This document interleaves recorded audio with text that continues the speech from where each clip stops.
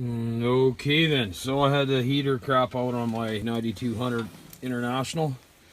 So I thought I'd go over just a few of the things that I learned doing this. I'm not a professional mechanic by any stretch, so bear with me. First off, you got to take off the trim around the front. They're an Allen key. And then there's two screws. The only two you need to take out are here and here. Okay?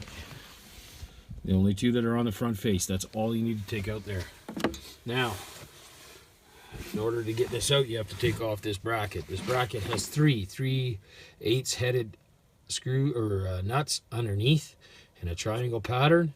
So you'll need a long extension, probably 6 inches, and a 3/8 socket. All right. Now, this is the dirty part of it all. This will drive you insane till you figure it out, and I'd like to thank the guys at Lloydminster International for actually giving me this tip. You need to take a knife or a scraper or a blade of some sort and run it down between here. They put double-sided tape on this thing. It will make you think that this is still bolted down. It is not. There is, in fact, only 4 bolts that hold this in. 2 on the front, like I showed, and 2 running down this seam. I can't get a good angle on that. Anyway, there's 2 run down here. And these two you can see. These two you can see once you take the thing off, the carpet off. But anyway, the biggest tip is to cut this double-sided tape right here. Okay?